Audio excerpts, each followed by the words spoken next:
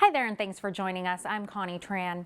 Epilepsy is a central nervous system disorder that is characterized by recurrent and unpredictable seizures. It has no identifiable cause in about half the people with the condition, and it can happen to anyone. This was the case for Colton Ogden, whose symptoms began just a few months after turning a year old. Wealthy Jenner has the story.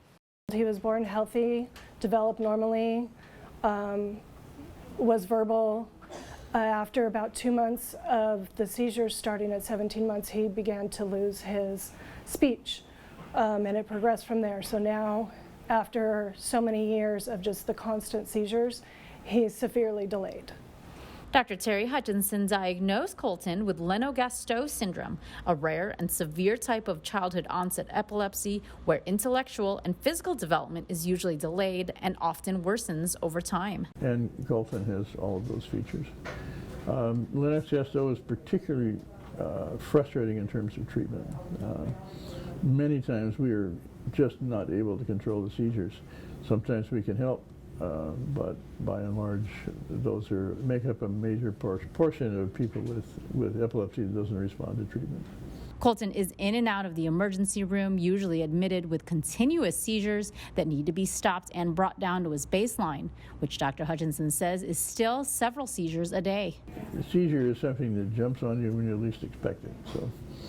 So that's what epilepsy is. It's recurrent, unprovoked seizures. There's no cure. And you know, epilepsy is a major source of disability in this country. It's a major source of death. And with that, it's just, you're constantly just chasing the next thing, hoping for a new medication to come out, hoping for a new treatment that can alleviate some of the problems or side effects from some of the drugs he has to be on. He's on 6 medications right now that just make him sleepy. They can cause kidney problems.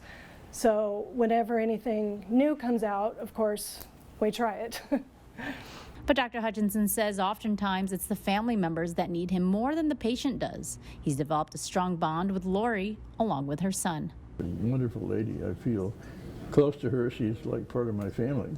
And, you know, when Colton's in the hospital, I spend more time with her than I do with Colton.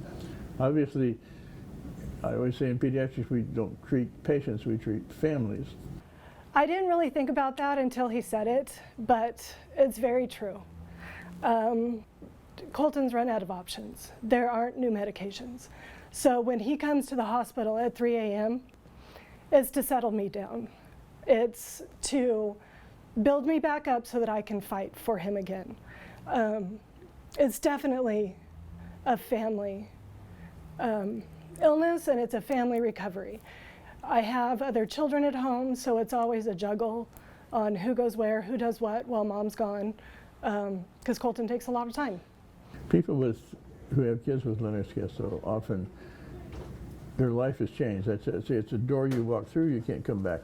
And once you go through that door, you're never going to be the same again. Colton's diagnosis requires him to see several specialty doctors periodically, and Community Regional's Pediatric Specialty Center makes it easier for Lori, Colton, and everyone involved. What is great about here is they're all together. All the specialties are together, they work together, they know each other. Same building. Sometimes we see all 3 of them at the same time, the same appointment. They're really good about bringing you in and taking care of it. You don't have to keep coming back and forth. It's a one-stop shop. Staff at Community Regional know Colton by name, and Colton has grown comfortable around them, even showing a playful demeanor at times. Colton may not be verbal, but he definitely gets his likes and dislikes out. And the staff, he has his favorites. He plays favorites with the nurses. They're family. We talk outside of the hospital. We see each, you know, it's just, they become your family. When you've got a chronic kid, it takes a village. And they're my village.